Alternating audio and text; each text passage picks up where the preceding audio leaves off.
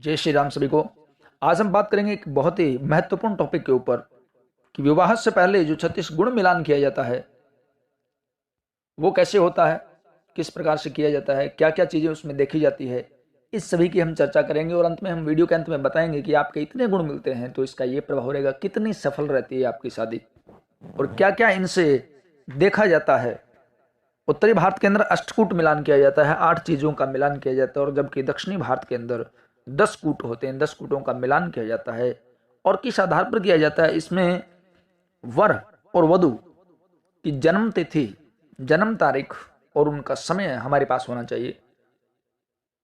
फिर हम उनकी कुंडली निकाल करके और उस कुंडली के अंदर देखते हैं कि इनके कौन कौन से गुण मिलते हैं, कितने गुण मिलते हैं, कितने परसेंट मिलते हैं और किस चीज में कैसे इनकी वृत्ति रहेगी, कैसा इनका व्यवहार आपस में सफल रह पाएगा, कितनी इनकी शादी सफल रहेगी। इन सभी के लिए आइए हम बात करते हैं। सबसे पहले देख लेते हैं कि अष्टकूट मिलान जो है उसके अंदर सबसे पहले नंबर पर आता है वर्ण, जिसको 1 अंक मिला हुआ है। इनको क्रमानुसार अंकों के हिसाब से लगाया गया है।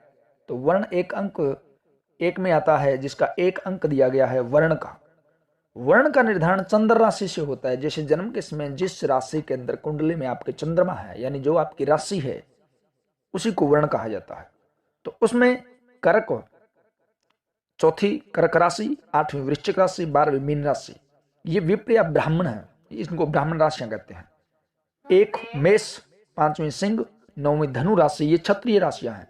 दूसरी वृषभ, 6ठी कन्या, 10वीं मकर राशि वैश्य राशि है। जबकि तीसरी मिथुन, 7वीं तुला और 11वीं कुंभ राशियां शूद्र राशि मानी गई है।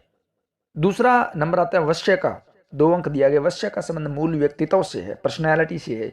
वश्य 5 प्रकार के होते हैं। देखिए, द्विपाद, चतुष्पाद, कीट, वनचर और जलचर। तो ये सभी क्या है? ये प्राचीन संकेत है, सिंबल, ये एक सिंबॉलिक भाषा है। ज्योतिष की जो भाषा है वो प्रतीकात्मक भाषा है, उसको समझना बड़ा कठिन है। आज की भाषा में जो लोग हैं वो मान लेते हैं कि ये सब व्यर्थ है, लेकिन उनकी भाषा प्रतीकात्मक है। जैसे हमारी पहले सिंधुवादी सभ्यता की जो शैलियां थी वो क्या थी? वो प्रतीकात्मक थी। तो ये प्रतीकात्मक है। इसको, इस विद्या को जानने वाले, जो जानकार हैं, वही लोग जान सकते हैं। द्विपाद, चतुष्पाद, कीट, वंचर और जलचर हैं। जिस प्रकार कोई वंचर जल में नहीं रह सकता है, यानी वन में रहने वाला प्राणी जल में नहीं रह सकता, उसी प्रकार कोई जल में रहने वाला जंतु भी वन में नहीं रह सकता। द्विपदीय राशि के अंतर्गत आती है मिथुन, कन्या, तुला और धनु राशि आती है द्विपद के अंतर्गत। चतुष्पद में आती है मेष, वृषभ, मकर, जलचर, मकर।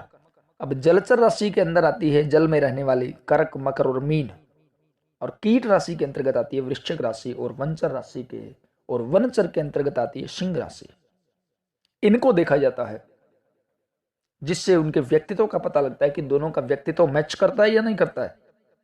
अगर दोनों का व्यक्तित्व जो है, पर्सनैलिटी है, दोनों का अलग अलग है, वश्य जो है एक दूसरे के विपरीत है, तो उनके अंदर आकर्षण है वो बहुत कम रहेगा। तीसरी बात कर लेते हैं तारा की। तारा का संबंध वर और वधु के भाग्य से माना जाता है कि उनका स्टार, उनका जो तारा है भाग्य, वो कितना प्रबल रहेगा दोनों का।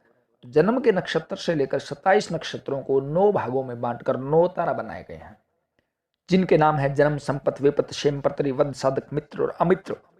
वर के नक्षत्र से वधु और वधु के नक्षत्र से वर के नक्षत्र तक तारा गिनने पर विपत, प्रतरि और वध नहीं होना चाहिए। ये 3 मेल है, ये नहीं होना चाहिए। विपत, प्रत्यरि और वध नहीं होना चाहिए। शेष तारे वो ठीक रहते हैं। वर के जन्म नक्षत्र से, यानी जिस नक्षत्र में वर का जन्म हुआ है, से कन्या के नक्षत्र तक गिने और प्राप्त संख्या को 9 से भाग दें। यदि शेष फल 3, 5 और 7 आता है तो अशुभ होता है, जबकि अन्य स्थिति में तारा शुभ होता है। तारा शुभ होने पर 1/2 अंक प्रदान, 1 या 1/2 अंक प्रदान करते हैं। ऐसा ही कन्या के जन्म नक्षत्र से वर के नक्षत्र तक गिनने पर शुभ तारा आता है, उसके पूर्णांक 3 दिए जाते हैं। और यदि एक शुभ और दूसरा अशुभ तारा होता है तो 1 या 1/2 अंक दिए जाते हैं। अन्य स्थिति में कोई अंक नहीं दिया जाता है। अष्टकूट मिलान के अंदर चौथी जोनी की बात कर लेते हैं। जिस तरह कोई जलचर का संबंध वनचर से नहीं हो सकता, उसी तरह से संबंधों की भी जांच की जाती है कि रिलेशन कैसे रहेंगे दोनों में। जीव जंतुओं के आधार पर 13 जोनियां नियुक्त की गई है। अश्व, गज, मेष, सर्प, स्वान, मार्जार, मुस्क, महिष, व्याघ्र, मृग, वानर, नकुल और सिंह। हर नक्षत्र की एक जोनी दी होती है और उसी के स्थान पर उसी के अनुसार हमारा व्यक्तित्व, हमारी मानसिक स्तर बनता है। मेंटल लेवल जो होता है वो जोनी के हिसाब से बनता है। विवाह में विपरीत लिंग के प्रति आकर्षण जो होने के कारण ही होता है। इसके लिए इसका मिलान बहुत आवश्यक है। जन्म नक्षत्र के आधार पर जोनी निर्धारित होती है। इसका वर्णन इस प्रकार है, देखिए यदि जोनियां एक ही है दोनों की तो 4 अंक है, यदि मित्र है तो 3 अंक है, यदि सम है तो 2 अंक है, शत्रु है तो 1 अंक, और यदि अति शत्रु है तो कोई अंक नहीं दिया जाता है। इसलिए मानसिक स्तर दोनों का कैसे मैच करेगा नहीं करेगा, इसलिए जोनी का मिलान किया जाता है। ग्रह मैत्री 5 अंक। ग्रह मैत्री ग्रहों की मित्रता दोनों के अनुकूल है या नहीं है, उसके 5 अंक दिए गए हैं, 5वें नंबर पर रखी गई है। वर एवं कन्या के राशि से ग्रह मैत्री देखी जाती है। राशि का संबंध व्यक्ति के स्वभाव से होता है। तो स्वामियों ग्रह स्वामियों की मित्रता और प्रेम भाव को ये दर्शाती है। गण की बात कर लेते हैं। 6वां अंक गण का होता है। गण का संबंध व्यक्ति की सामाजिक स्थिति से होती है। गण 3 प्रकार के होते हैं, देव, राक्षस और मनुष्य गण। हम इसे यह भी कह सकते हैं कि सभी नक्षत्रों के 3 समूहों देव, मनुष्य और राक्षस में बांटा गया है। पूरा बताएंगे तो वीडियो थोड़ा लंबा हो जाएगा, फिर भी हम बता देते हैं कि अनुराधा, पूर्णवसु, मृगशिरा, स्वर्ण, रेवती, स्वाति, अश्विनी और पुष्य 9 नक्षत्रों का देवगण होता है।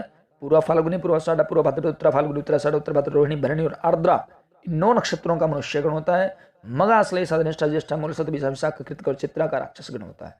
इस प्रकार यदि वर कन्या दोनों के गण एक ही हो तो पूर्णांक 6 होता है।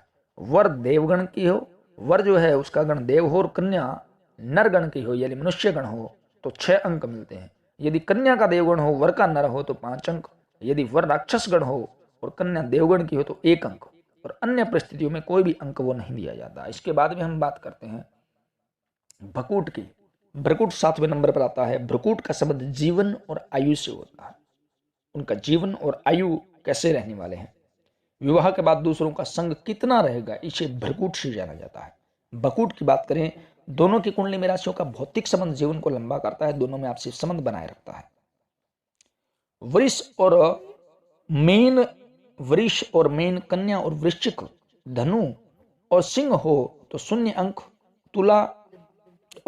तुला, करक और मकर, मिथुन और कुंभ हो तो 7 अंक, और समान राशि होने पर भी 7 अंक प्राप्त होते हैं। नाड़ी 8वें नंबर पर आती है। नाड़ी का संबंध संतान से होता है। दोनों के शारीरिक संबंधों से उत्पत्ति कैसे होगी यह नाड़ी पर निर्भर करती है। शरीर में रक्त का प्रवाह और ऊर्जा का विशेष महत्व है। दोनों की ऊर्जा का मिलान नाड़ी से ही होता है। नाड़ी आदि, मध्य और अंत्य 3 प्रकार की होती है। दोनों वर और कन्या की नाड़ी एक नहीं होनी चाहिए। यदि दोनों की नाड़ी अलग अलग है तो 8 अंक दिए जाते हैं।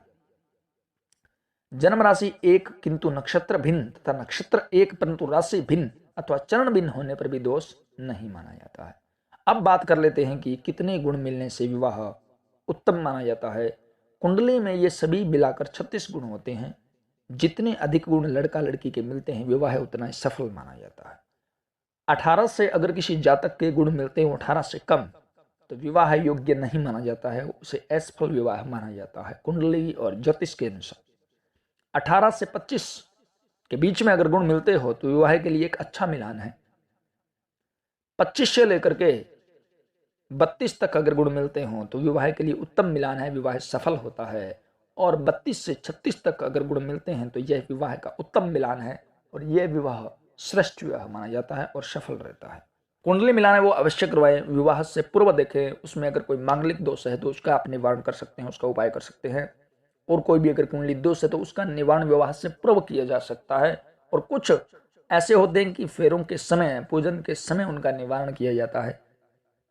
तो ग्रहों के बल आदि विचार है वो आप करें और उसके बाद में अगर विवाह किया जाए तो उसका परिणाम है वो श्रेष्ठ होता है। किसी की कुंडली में काल सर्प दोष तो नहीं है, ये भी आप देखें किस प्रकार का दोष है। इन सभी का विवेचन सनातन धर्म के अनुसार ज्योतिष के अंदर किया जाता है और फिर अगर विवाह किया जाए तो उनके जीवन में शांति बनी रहती है। और कुछ पूछना हो तो कमेंट बॉक्स में कमेंट करें। जय श्री राम।